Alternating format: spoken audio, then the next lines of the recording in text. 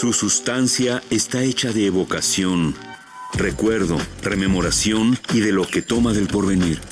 Porque es una parte fundamental de nuestra identidad. Somos nuestra memoria. El programa de Lina que nos lleva de viva voz con los especialistas. ¿Qué tal? Muy buenos días, estamos aquí en Radio INA con el gusto de acompañarles y nos encontramos aquí en la conducción. Rita Abreu, mi querida Rita Abreu, un placer. Hola José Ángel Domínguez, ¿cómo están? Muy buenos días. La Secretaría de Cultura y el Instituto Nacional de Antropología e Historia los invitan a acompañarnos en la emisión de la serie Somos Nuestra Memoria. En esta ocasión contamos con la presencia de la antropóloga social Thalía Montes Resinas. Y nos es muy grato dirigirnos a usted para hablar en esta ocasión del tema Eslabones antiguos y fauna de la Cuenca de México. Bienvenida, Thalía, es un placer. Gracias por tu tiempo. Muchas gracias. Muy bienvenida a Radio INA. Muchas gracias, sí. Bueno, pues iniciamos con una pregunta básica. ¿Qué son los eslabones de los que vamos a hablar? Bueno, en primer lugar, no estamos hablando de estas piezas que se engarzan una a otra como en las cadenas.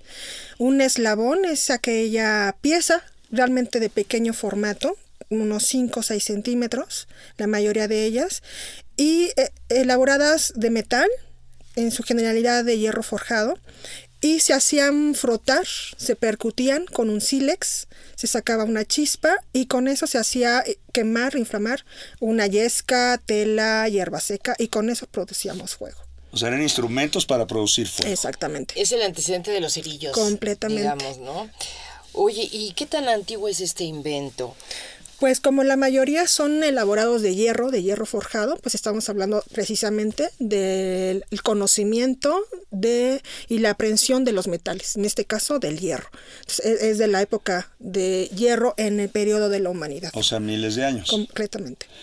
Pero después se utilizaron en otras circunstancias, a lo largo de la historia, digamos. Sí, la función mecánica de raspar, de frotar, para sacar una chispa, para producir fuego, lo vamos a encontrar en las primeras armas de fuego de defensa, como las pistolas o los rifles de percusión, comúnmente llamada precisamente de sílex, para este mecanismo de encender la pólvora y que el proyectil saliera por el cañón. También lo vamos a ver, ese tipo de mecanismo aplicado ahí.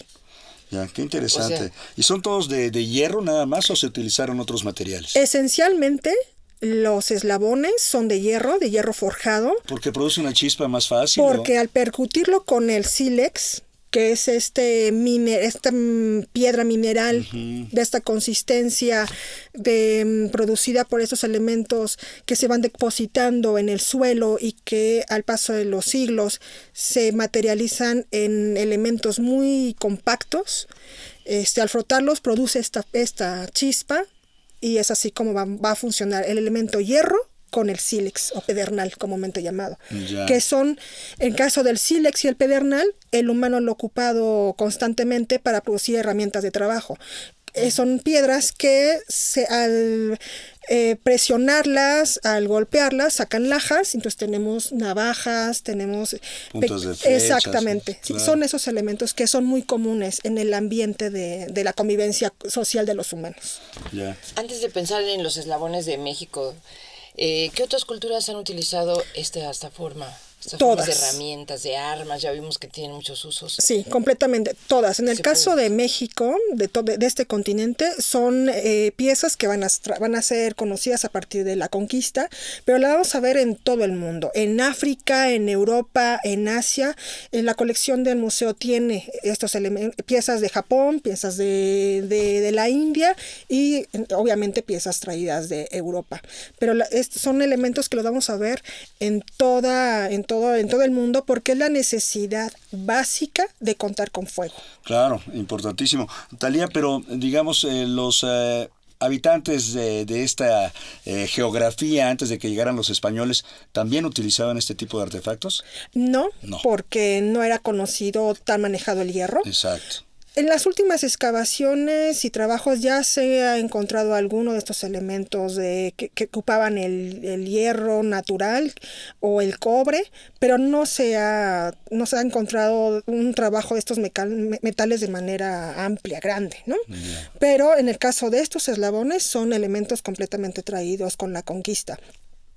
Los conocemos como eslabones, como chisques, hasta como chismes o percutores. En el caso de chismes, de uso común, porque el chisme, al pasar el chisme, sacas fuego, enciendes el fuego, la jiribilla, el comentario punzante hacia el otro. Entonces también son conocidos en algunas partes, principalmente en Europa, como chismes. Pero en México utilizamos también esa palabra. Pasan el chisme ese, ¿no? Como la cosa. La cosa esa. Aquello. Así. Oye, pero disculpa mi ignorancia, entonces, ¿cómo encendían fuego las culturas prehispánicas? Tanto las culturas prehispánicas como antes del uso del metal es lo que comúnmente conocemos. Tenemos dos maderas, una más blanda que otra. La más dura va a ser un palo, la más blanda va a ser una base en el cual vamos a frotar. Yeah. La acción de frotar es la de percutir, la de hacer un trabajo mecánico constante, producir calor con fricción. Exactamente, y hacemos el calor y encendemos el fuego. Un trabajo muy pesado, lleva varias horas. Van a tener que contar con la pericia, ¿no? Para encender el fuego, pero esto es antes de los metales completamente. Ya. Oye, bueno, pues vemos que tú lo has estudiado con mucho interés. Quiere decir que estos eslabones en México hay mucha cantidad, hay muchas formas. ¿Por qué en especial llegaron a este estudio, Thalía?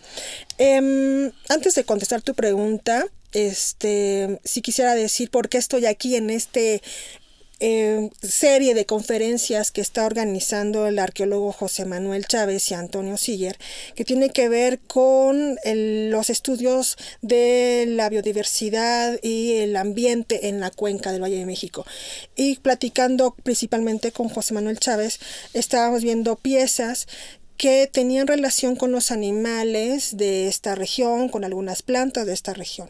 Y va a la par con la pregunta que nos haces.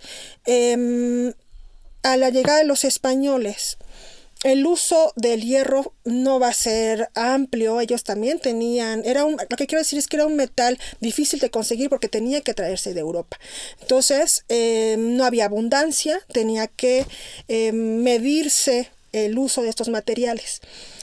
Entonces, muchas de estas piezas vienen de materiales reciclados. Tenemos piezas de las herraduras de los caballos. Un número muy importante de herraduras de caballos que al ya tener un desgaste importante y ya no funcionarle al animal, no se tiraba, obviamente porque el material era preciado. Claro. Entonces se mandaba con el mismo herrero, que también teníamos pocos al principio, y fue una de las artes que se va a ir aumentando poco a poco con el proceso de la conquista, con el proceso de saber quiénes se dedicaban a tales actividades de los artesanos, de los oficios. Entonces, en la conquista se traía hierro y se traía a sus especialistas en manejarlo, principalmente para hacer implementos de guerra, lo que se necesitó en la conquista, y obviamente estos eslabones que eran necesarios para las armas. Tenían los herreros y ellos eran los que reciclaban principalmente las espuelas de los caballos y también las limas. Las limas para trabajar herramientas. Las limas se desgastan, las limas van a ser de 15 a 20 centímetros por lo general, de un espesor de 4 milímetros. Entonces se desgastan las limas, quedan trocitos de limas y estas también van a ser trabajadas como material de reciclaje para elaborar estos eslabones. En el caso de las piezas de las herraduras, la forma circular o semicircular que tiene le va a dar posibilidad al herrero de jugar con su oficio y con el arte que tiene en su oficio para conseguir nuevas formas. Les traje algunos ejemplos. En el caso de estas sacadas de las espuelas de los caballos, se ocupa que son tiras. Y hacen unas serpientes exactamente, fabulosas. Tenemos serpientes exquisitas. En metal tocarlos es duro, obviamente es hierro, pero tiene un movimiento en donde Es una escultura. Sí, donde hace gala el herrero de su oficio y también de su manejo del arte completamente. Entonces tenemos un conjunto interesante de serpientes, que obviamente tiene que ver con estos animales propios de esta zona. Y también vamos a tener otros animales, como van a ser las aves, las garzas, aves que son propias de las zonas lacustres. Entonces Lo que era aquí la Ciudad de México en algún tiempo de su historia. Exactamente. Entonces estos elementos, tanto las serpientes, las aves, plantas, van a estar aquí representadas en estas piezas. Ya son piezas que están presentando un gusto muy propio de lo mexicano. Tenemos piezas también del inicio del contacto, que tienen elementos propiamente españoles. Vamos a tener una serie de perros, pero son perros de caza portugueses. Ya. Que están... No nuestros xoloscuincle. No. Ya. Pero vamos a tener, en el caso ya va avanzando el siglo XVII, XVIII, y ya tenemos piezas con elementos propios de los animales de esta zona. Una vez que estaban así diseñadas con este trabajo tan especializado, ¿todavía tenían la función de prender fuego? Sí. Aquí quiero nombrar y hacer reconocimiento a el maestro Leonardo Icaza Lomelí, que fue miembro fundador de este grupo de seminario de tecnología al cual pertenece José Manuel Chávez, quien me invitó a dar esta plática. Y Leonardo Icaza Lomelí, cuando yo empecé a trabajar la tecnología en el museo, me dijo 3 elementos a considerar en el estudio de cualquier elemento tecnológico, que es una herramienta de trabajo, tiene que ser siempre ergonómica.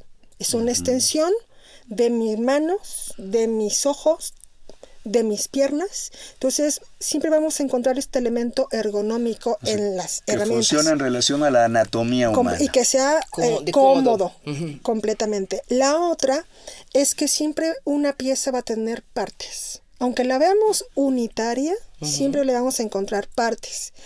Y el último elemento es que conforme va evolucionando la pieza, va a tener más funciones. Entonces va evolucionando el eslabón, la pericia del herrero va a estar también ahí involucrada. Entonces los eslabones, además de hacer la fricción con el sílex para prender fuego, vamos a ver algunos que tienen un silbatito, que son pinzas, que son la punta como un desarmador, navajas. Quiere decir que el hombre va a tener llevando en su bolsa un eslabón que al mismo tiempo va a tener las funciones para cumplir diferentes necesidades. Y en el caso que me decías, siempre van a cumplir la función de percutir, sí, aquí la parte de arriba es donde la hacemos con los dedos, la unión que hace del asidero con el eslabón y el eslabón. Estas son las 3 partes que componen a un eslabón, las 3 partes básicas de un eslabón. Y estas 3 partes las vamos a ver siempre presentes en la pieza. Aquí vamos a tener piezas que van a tener algún agujerito que van a servir para portarla en el cinturón, pero también al mismo tiempo es donde la hacemos de manera más segura para que no se nos suelte y donde raspamos, y en este caso hay piezas que sirven para desarmar algún tornillo, algún otro elemento. Entonces podríamos pensar en que estos eslabones son como el antecedente de las navajas multiusos que ahora usamos. Exactamente, sí, ese es el principio. Justamente. El principio de la economía, del material que estamos cargando y del peso que también estamos cargando. Es la economía que al mismo tiempo cumpla diferentes funciones. Pero hay una cosa, llegaron los españoles, se hizo la conquista sangrienta, terrible, después de regresar a lo que fue México, Tenochtitlan, los herreros eran pocos, pero poco a poco los distintos pueblos que habitaban en el Valle de México fueron aprendiendo estas técnicas, se fueron haciendo herreros consumados, y son ellos los que entonces hacen este arte que tiene ya cercanía con esto que decías, con lo mexicano.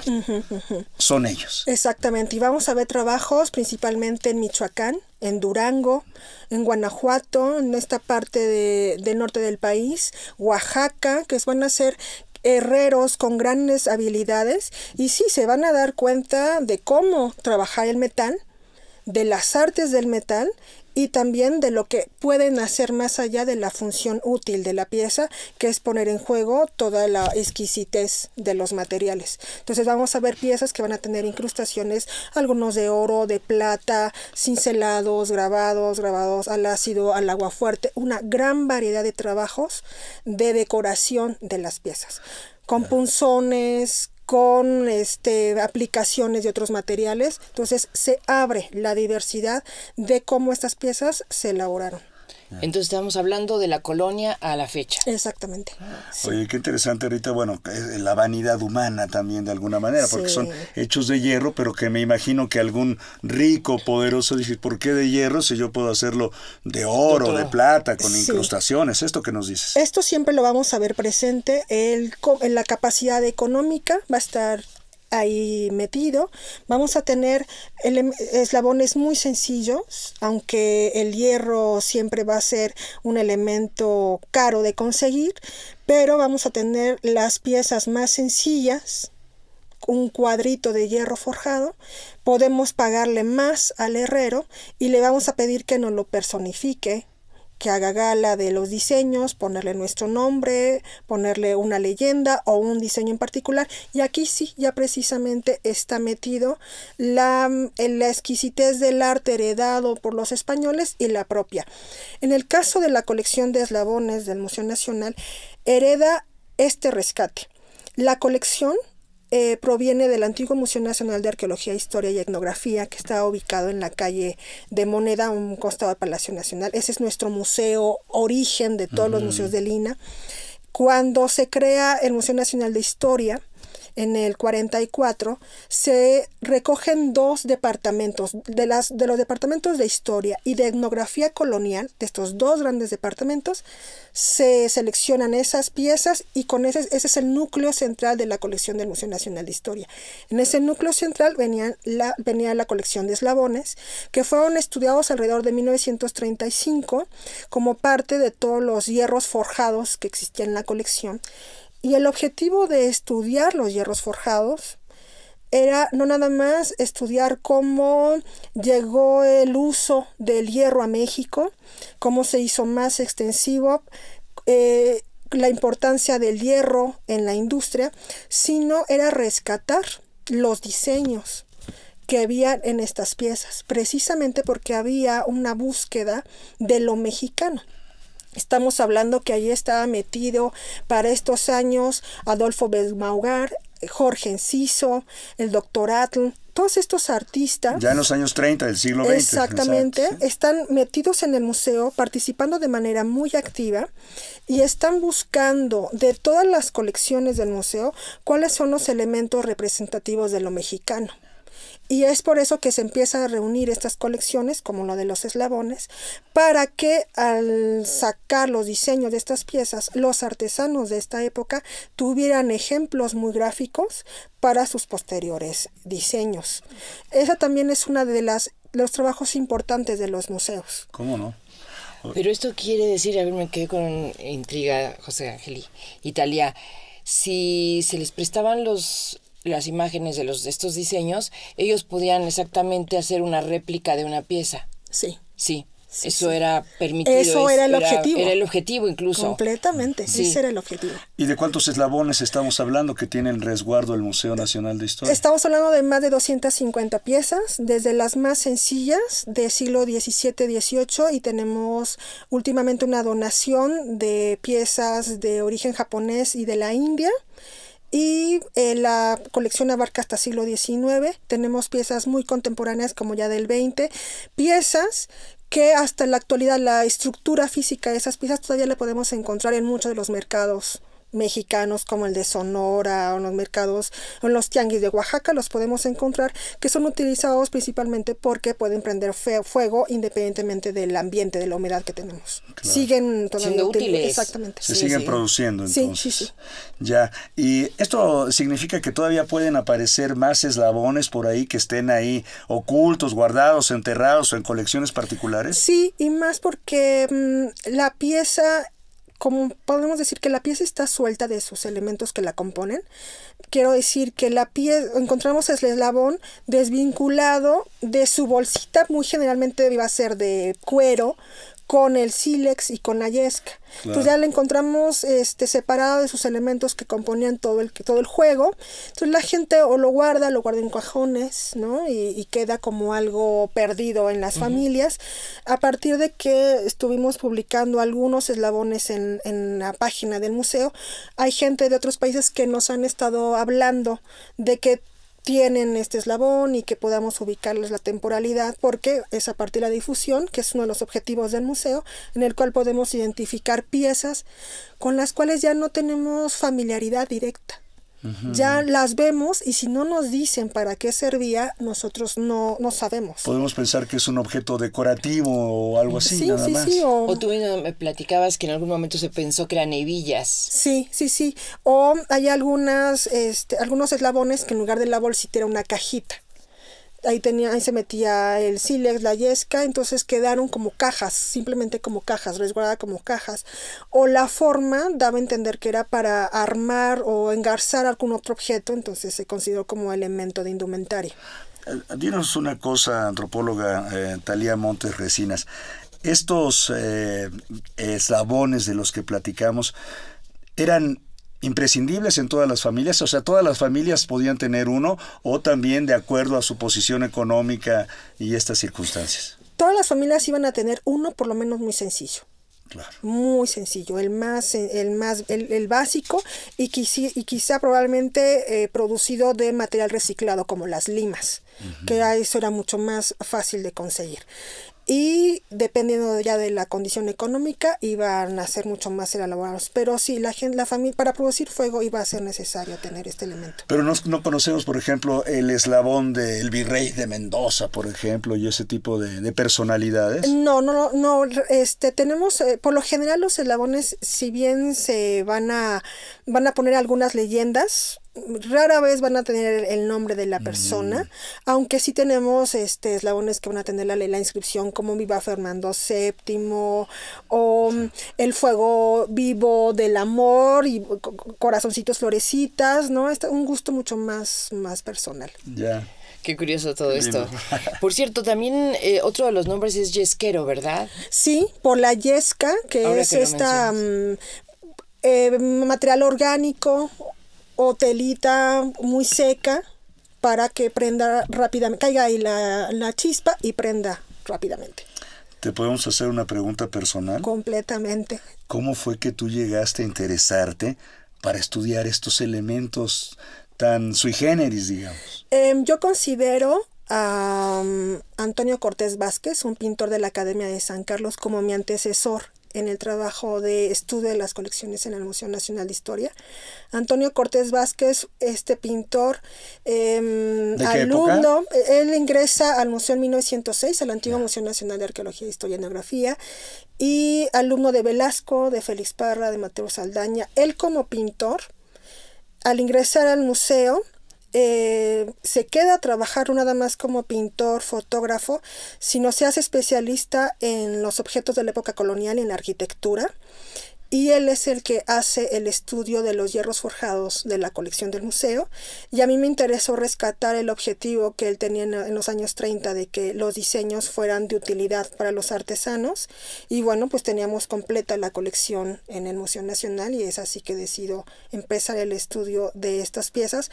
Aparte que como responsable de la cura de tecnología, a mí me toca trabajar todo lo que tiene que ver esencialmente con metales, tanto en las armas, en los eslabones y en todo lo que tiene que ver como los instrumentos de medición que tenemos desde el astrolabio, reglas para medir el agua. Entonces los metales en la colección que me toca trabajar está presente. Entonces era estudiar el tipo de metales que estaba presente en estas piezas. ¿Te pareció fascinante? ¿Te absorbió? ¿Qué pasó en la antropología?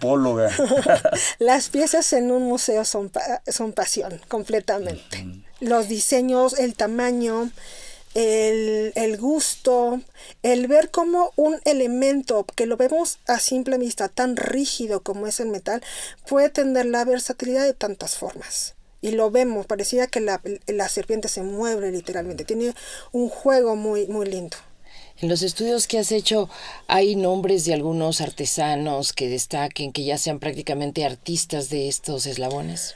No, esencialmente las piezas de tecnología muy rara vez se van a encontrar las firmas de los artesanos, de los herreros, salvo algunas piezas muy exquisitas como de las armas, que vamos a tener las marcas de los bancos de prueba, pero principalmente europeas, francesas, inglesas. Pero en esas piezas muy pequeñitas es muy raro que tengamos este tipo de elemento en la búsqueda de quién lo hizo. Desconocemos entonces quiénes eran estos artistas creadores de eslabones en la Nueva España. Completamente. Sabemos que se van a ubicar en la Ciudad de México por obvias razones, y más porque el hierro, al ser traído de España, llegado por Veracruz, vamos a encontrar elementos de hierro importante importados en esta zona de Veracruz. Poco se va a quedar en la península, pero se va a centrar en la Ciudad de México y de aquí se va a dispersar.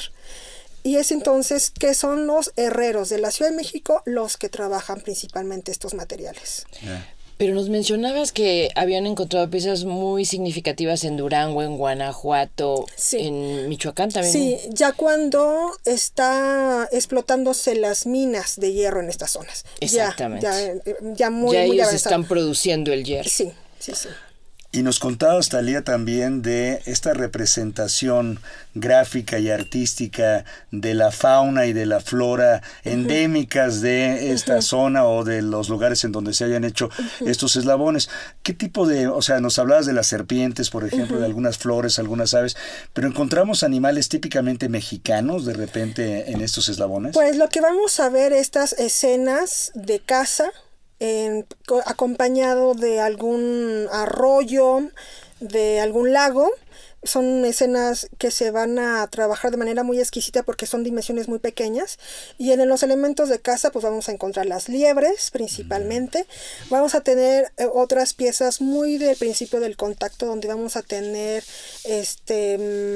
venados, elementos del paisaje de de árboles y venados, garzas, aves principalmente que están relacionados con lagos, con aves de lagos que tienen que ver con esta fauna que teníamos en aquella época. Vamos a tener algunas ya más abajo de México, alemanes de mayor tamaño. Vamos a ver ya la incorporación del cerdo, que bueno, esto ya es traído por los españoles. Entonces, algunos primeros marranitos, ¿no? Con formas muy, muy simpáticas. Entonces, es esta mezcla ya propiamente mexicana de estos elementos. Yeah. Escenas, aparte de la casa, hay escenas también de vida cotidiana, de algo como lo que nos mostrabas de la casa. Vamos a tener elementos de arquitectura, escenas de algún pueblito, paseos en Achinampas, que también son muy, muy lindas. Y los demás van a ser piezas que van a estar decoradas con elementos, con follajes poco reconocibles en manera muy particular, pero van a ser follajes y decoraciones de formas simétricas esencialmente. ¿Qué le dicen estas figuras de animales al ojo contemporáneo del investigador? ¿Qué conclusiones salen de observar estos eslabones? Pues bueno, como más allá de un investigador en un museo, como habitante de una urbe en el cual no tenemos ya la convivencia con estos animales, pues es interesante, nos familiariza con este vínculo que teníamos con la naturaleza de manera mucho más directa. Entonces nos habla de esta vida cotidiana que en las urbes se ha ido perdiendo completamente. Ya, sí, todo lo que veía. Años. Ese ojo del herrero, ese ojo de la vida cotidiana. Exactamente, del que adquiría la figurilla o esta pieza, ¿no? Y ahora también, ¿cuál es la función? Tú nos hablabas desde luego de la difusión, porque son Museo Nacional de Historia, ¿no? Tú trabajas en el Castillo de Chapultepec. ¿Ahí se exhiben o sabemos que estás trabajando en un catálogo?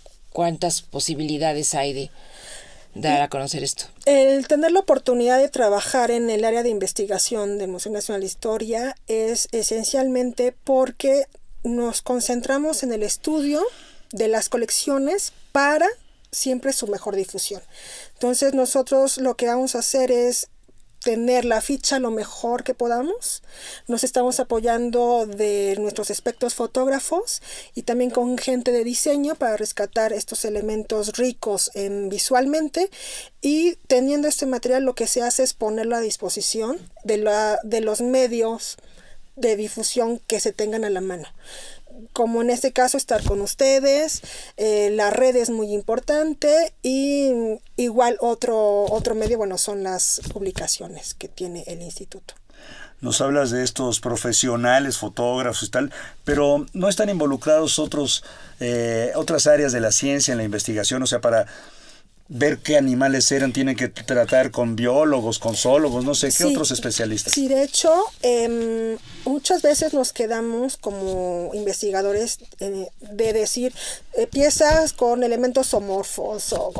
Entonces, lo que hicimos es que algunas piezas parecían que teníamos águilas. Siempre decimos, tienen aguilitas, ¿no? Entonces, sí recurrimos a la gente de la UNAM, que está trabajando en el área de biología, y entonces ellos les mandamos las imágenes en mejores resoluciones, y ellos son los que nos aportan elementos para decir qué aves son en particular, de qué zona. Entonces sí se involucran muchos expertos en esto, desde ver el tipo de aleaciones que están implicadas en los materiales, en el hierro forjado, gente que está especializada en la coordinación de restauración, en ver cuáles son las mejores medidas de conservación de las piezas, y bueno, fotógrafos, diseñadores y la gente del Museo de Conservación de las Piezas. Oye, todo un equipo. Completamente. Claro. Vamos a recordarle a la audiencia de Radio INA que estamos charlando esta mañana con la antropóloga Thalía Montes Resinas. El tema: eslabones antiguos y fauna de la Cuenca de México. Así es, y nos da muchísimo gusto que nuestra amiga, la antropóloga social Thalía Montes Resinas, nos acompañe para hablarnos de este tema.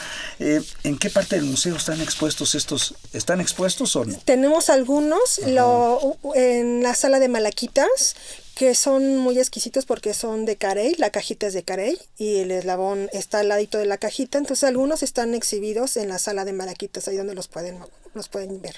¿Y la gente tiene una retroalimentación con ellos? O muchas veces es tanta la información que vemos en algún museo que luego pasamos sin pensar, sin ver, sin saber. Vimos unas cajitas ahí, estaban chistosas, pero ni nos enteramos de qué eran o para qué servían. Sí, eso pasa creo que en casi todos los museos, ¿no? Son demasiadas piezas, mucha información. Entonces lo que hacemos es poner el dato en las páginas para que la gente pueda tener pretexto de regresar y ver las vitrinas en el museo. Ya. Así es. Oye, ¿y todavía hay lugares en México donde se utilicen este tipo de piezas? Sí, como lo comentaba, sigue siendo un buen recurso, además de los cerillos o los encendedores ahora ya muy comunes en los supers, ¿no? Que vemos, sigue siendo muy útil para cuando la humedad no permite el uso efectivo de estos implementos. Entonces sigue siendo de uso, obviamente ya no tan extendido, ya mucho más reservado, pero lo tenemos todavía presente, este tipo de piezas. Cuando nos hablas de que estudias tú los hierros, dijiste, ¿no? O sea, no estamos hablando nada más de estas piezas, sino mencionabas armas, y debe haber un amplio espectro de objetos de la vida cotidiana o de la guerra o del estudio que están fabricados con hierro también, ¿no? Sí, son piezas que igual formaban parte de otros usos y de otra época, de otra vida en el México, ¿no? Entonces estamos hablando de las tijeras, de las despabiladeras con la cual se cortaba el pabilo para que cayera, no se ensuciara y cayera el pabilo en la mesa. Estamos hablando de piezas que acompañaban los baúles, las chapas, las piezas de las puertas, que antes eran puertas de madera. Entonces estaban las aldabas, los tachones que decoraban las puertas, que ahora podemos verlas en algunas iglesias. Estamos hablando de partes que componen la maquinaria de un arma de fuego o las armas blancas. Podemos encontrar metales en elementos de uso cotidiano como las cajas, instrumentos de medición como el astrolabio, que Musset guarda uno muy lindo. Entonces el hierro lo teníamos en toda la vida cotidiana. Obviamente la modernidad ha suplido este elemento y tenemos el plástico. Exactamente. Qué horror. Algo menos llamativo, Sí, menos exactamente. menos artístico. Sí. Y como el hierro tiene esta posibilidad de manejo, entonces la suerte de estos artesanos era exquisita, entonces las piezas son maravillosas, ¿no? Ya. Ahora encontrar un herrero yo creo que ya es algo difícil, ¿no? Sí, y obviamente la vamos a tener principalmente herreros que van a trabajar para completar elementos de la arquitectura, que son muy importantes, como la herrería en las ventanas. Entonces, claro. Y también elementos de arte que acompañan el ajuar de una casa o todavía en la charrería. Entonces todavía los herreros son importantes, pero bueno, el oficio se especializó y quedó también más, no tan amplio los objetos que tienen que elaborar. En este caso antes lo hacían de todo, desde armas hasta objetos bridas y todo lo demás, claro, ¿no? Espuelas sí. y entonces su conocimiento era muchísimo más amplio y especializado. Y en tu caso personal, Thalía, ¿tienes una pieza que digas, esta es mi favorita? ¿Y cuál sería esa y por qué? Pues la pieza que es mi favorita y me enloquece todo el tiempo, y me enloquece en el sentido de verla y de entenderla poco, es el astrolabio. Tenemos esta pieza con la cual se le llama perseguidor de estrellas, con la cual se tenía la posibilidad del navegante de poder ubicarse en donde estaba. Entonces, ver cómo la mente está buscando estos objetos que nos posicionen espacial y temporalmente en un lugar y con ello poderse aventurar completamente a buscar nuevas tierras, el astrolabio me es totalmente fascinante. Oye, ahora, Rita, hay gente que no sale sin su GPS es en el celular, ¿no? Sí. Oye, Thalía, ¿y cuándo queda satisfecha, digamos, la curiosidad, la inquietud de un especialista, de un investigador con un tema como los eslabones? Una vez que ya tienes el catálogo, que sientes que ya hiciste un registro lo más exhaustivo, ¿en qué momento ya dices, bueno, ahora paso a otro tema? Siempre tenemos que ponerle un inicio y un final, si no, esto es el cuento de nunca acabar, ¿no? Cada una de las piezas nos puede dar para investigar o quedarnos mucho tiempo. Entonces, en el caso del museo es muy amplia la colección, entonces sí procuramos ponernos un término que, bueno, no es ponernos la camisa de fuerzas, porque en el caso de la tecnología, las piezas, como mencioné, van a estar relacionadas. Entonces, uno trabaja los eslabones, pero el sistema de trabajo y mecanismo lo voy a tener presente en las armas de fuego, en las armas de sílex. Y las armas de sílex, el mecanismo de las armas de sílex las voy a trabajar y me va a llevar al mecanismo de funcionamiento de los relojes. Y entonces va a ser una cadena. La tecnología nos va a llevar a momentos, cortes en el desarrollo de la humanidad, y lo que nos está hablando es cómo el hombre está buscando mejorar estas extensiones de las habilidades que tenemos, ¿no? De la extensión de nuestro cuerpo. Entonces esta búsqueda siempre está relacionada, no podemos dejar de vincular una pieza o un conjunto de piezas con otras. Y entonces en tu campo de estudio, el estudio de los eslabones te va llevando necesariamente hacia otras piezas, hacia otras historias de la mexicanidad. Completamente. Pero ¿cuántos investigadores están trabajando en este tema? Dices, somos varios, tú estás especializada tal vez en eslabones, en hierro, en metales. ¿Cuántos investigadores habrá que estén ocupándose de este tema en nuestro país?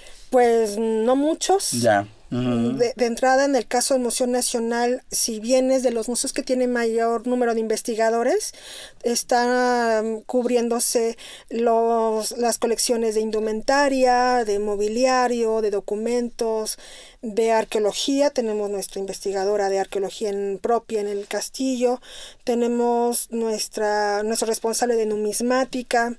Entonces cubrimos toda la colección en mi caso tecnología y armas. Cubrimos toda la colección, pero bueno, es inmensa el número de piezas que tenemos, entonces hacemos lo posible por avanzar cada día en el estudio de las piezas y difundirlos, pero bueno, no es tan amplio el estudio de estas piezas. O sea que tienes trabajo de varios años todavía enfrente de ti. Afortunadamente.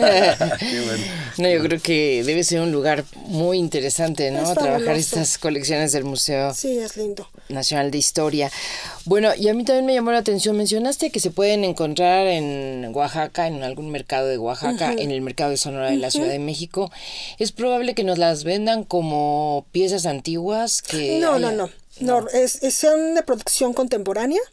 Ya no van a ser obviamente de hierro, van a ser de cualquier Aleación barata exactamente, y de hecho sí son accesibles. No, ya ya actuales, son piezas ya actuales de materiales contemporáneos. Pero ¿cómo saber, por ejemplo, la datación del año? Pues es un concurso de varios especialistas, ¿no? Para Sí. saber en qué años fue hecho este eslabón, por ejemplo, la fauna que retrata y hacer toda Sí, la sí, serie de 17, conjeturas 18. e hipótesis que debe ser fascinante, pero sí concurren un montón de especialistas, ¿no? En mi caso, al contestarte voy a tener la oportunidad de darle el reconocimiento a la familia Fried, Felipe y papá Felipe Fried y Max Fried, que son los especialistas en armas que nos han estado apoyando de manera muy generosa en el estudio tanto de las armas de fuego, armas blancas, y con ellos trabajé los eslabones. Con ellos estuvimos viendo el tipo de material, las formas,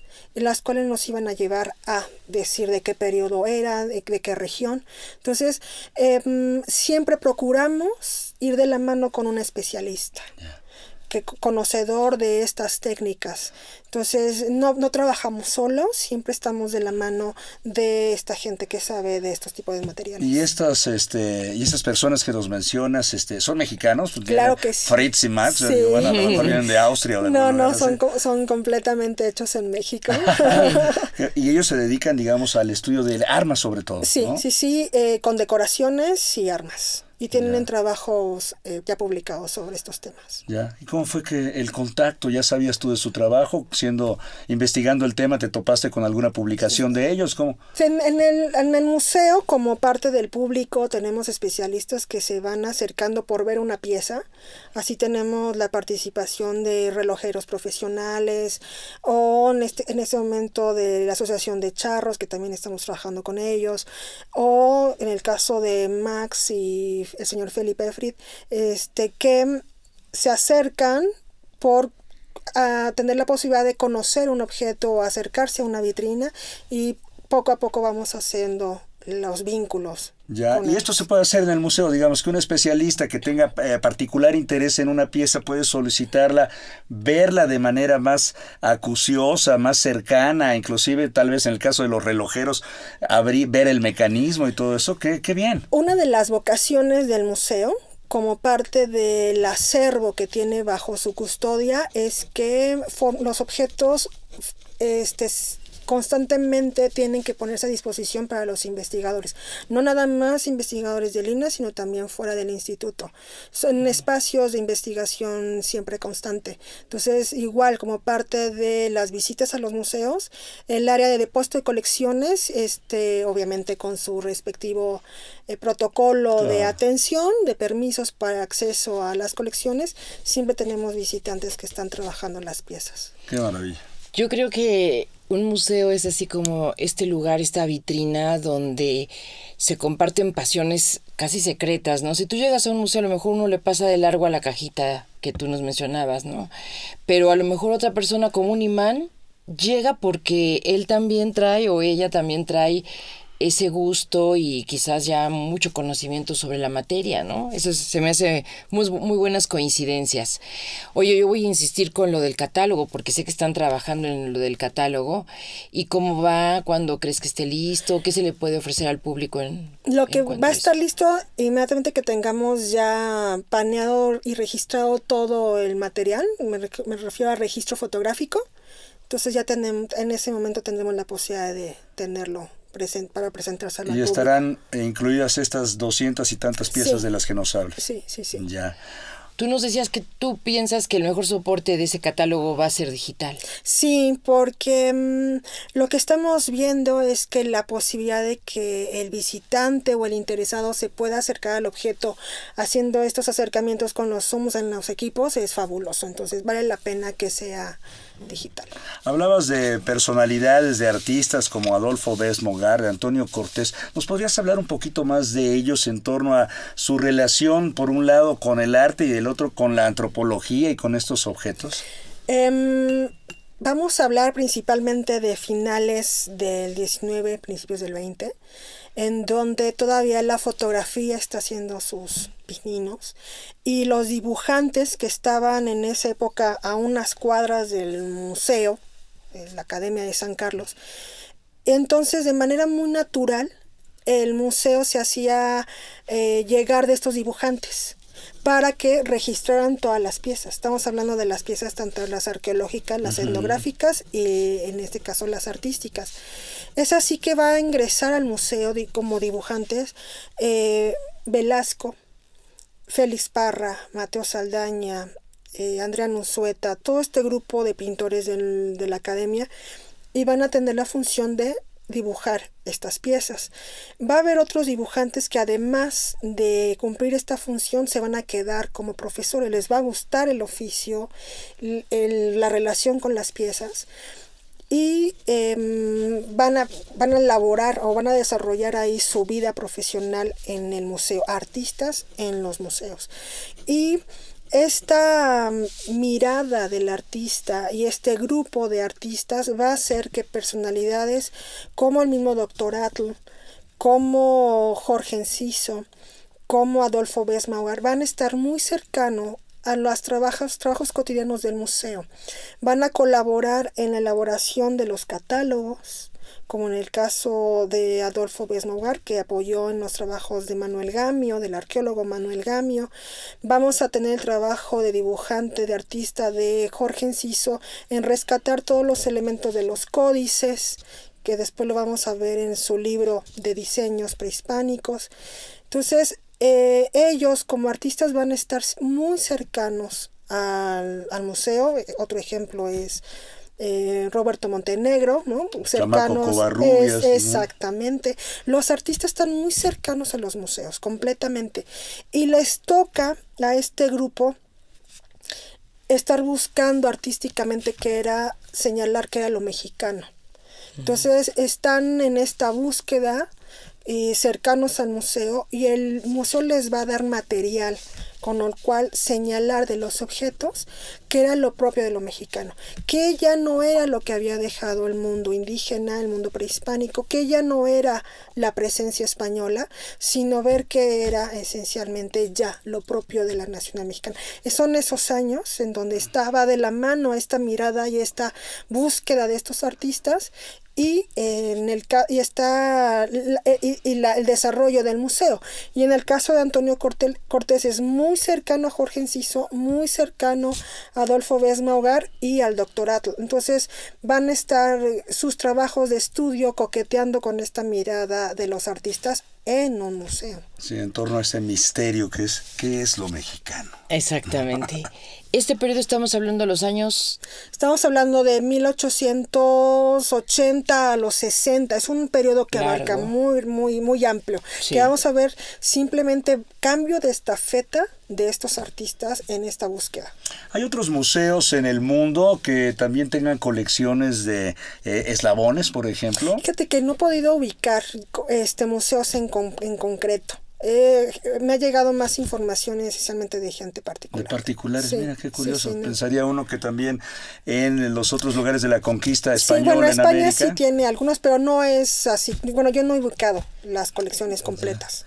Otro campo de estudio e investigación. Sí, exactamente, el vínculo con ellos. Claro. Que es una necesidad básica, ¿no? En el caso de nuestras colecciones. El vínculo con España, con España, con Portugal, que son piezas que van a estar muy, muy metidas en los diseños con nosotros. ¿Y están interesados los españoles, la Academia Española, la antropología española, en lo que existe todavía en México, en lo que se ha investigado en México? Fíjate que es una pregunta interesante porque pienso que que ellos nos siguen volteando a mirar, como también Sudamérica nos sigue mirando y nosotros somos los que ya casi no los miramos, ¿no?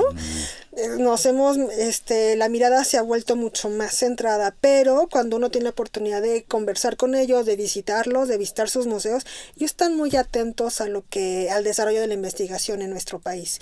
Entonces, la posibilidad de diálogo es siempre constante, ellos nos apoyan bastante en los temas de trabajo, en su desarrollo, principalmente me toca a mí de metales. Entonces, el vínculo para establecerse no es complicado, al contrario, porque ellos sí nos miran a nosotros ya no tanto. Somos los que estamos un poco encerrados ahí en nosotros mismos, ensimismados, ¿no? Sí. Igual México hace más investigación sobre estos objetos y también la mirada es por eso, ¿no? Sí. A ver ustedes qué van descubriendo y qué luz van ahí marcando, exacto. Sí. ¿Qué le recomendarías a una persona que estuviera interesada en este tema?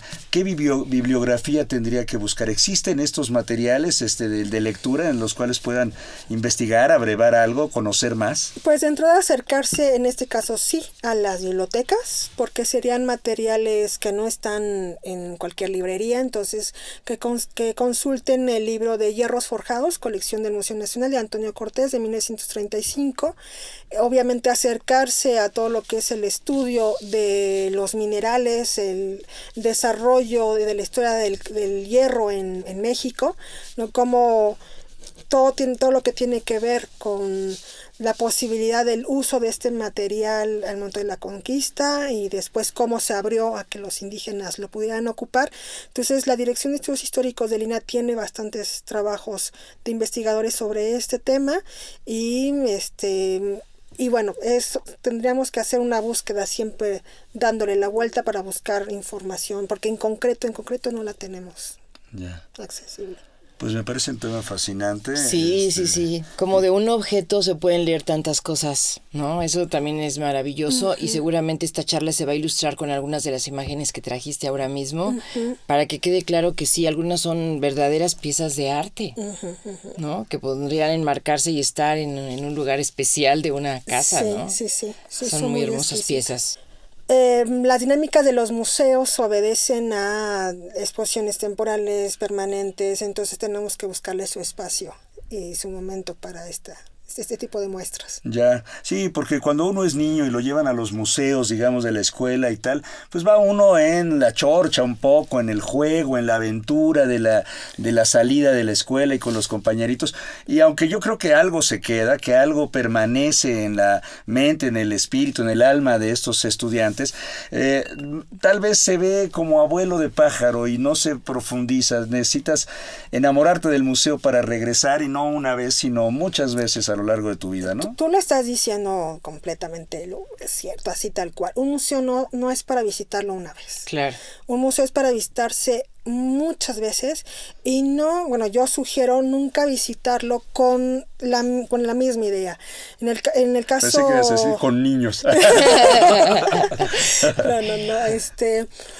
En el caso hablaré particularmente del Museo Nacional de Historia.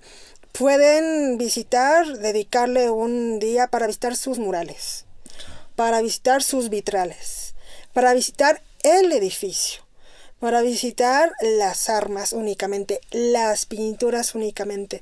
Entonces, en mi caso muy particular, lo que hago un recorrido muy rápido de un museo, del que fuera, me tomo una agüita, un cafecito y vuelvo a regresar por la pieza que no me gustó, o la pieza que sí me llegó un impacto positivo. Entonces, depende, yo siento que los museos es un disfrute físico y que involucra todos los sentidos, incluyendo el alma. Entonces hay que hacerse caso. Exactamente. Entonces, con muchas visitas a un museo las veces que se quiera. Sí, no pensar que con una sola visita vas a terminar de ver y de aprender, ¿no? No, yo creo que sí, un día va uno con un ánimo de algo, o con una curiosidad por la cama de los emperadores. Exacto. Pero el museo seguramente tiene áreas que quizás ya nos puedes ir sugiriendo, ya nos decías ahorita por secciones, pero algo que pues casi como que todo les pasan de largo y son piezas únicas.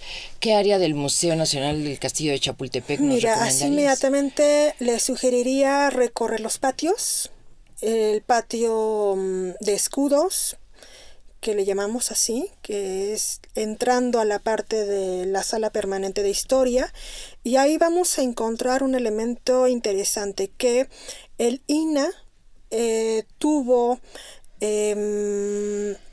a bien rescatar elementos de arquitectura que en su momento parecían que el edificio a los cuales pertenecían iba a desaparecer. Entonces, a lo inminente de la desaparición de algún inmueble, se rescataron elementos de arquitectura. Esto lo venimos heredando desde el antiguo Museo Nacional. Entonces, visitar el patio de escudos van a ver estos elementos arquitectónicos que no forman parte original del edificio, sino que son elementos rescatados de otros inmuebles. Lo mismo va a pasar como hornacinas, como escudos, emblemas. Exactamente. Estos elementos y esta tarea que vemos en el museo también la vamos a encontrar en el Museo Regional de Guadalajara. Ellos también, su edificio tuvo esta práctica, entonces adosadas a sus paredes vamos a tener estas piezas, o las fuentes no son del edificio, sino también se rescataron, elementos de una ventana también se rescataron. También lo vamos a ver en el Museo de Churubusco, estos elementos. Entonces, apreciar el espacio físico puede ser importante, que visiten las fuentes o los jardines del castillo. Son el Alcázar, el Alcázar es la vista. Más si tenemos la oportunidad de tener una tarde con bastante aire, apreciar la vista que tiene desde arriba con este sistema panóptico del manejo del valle completamente.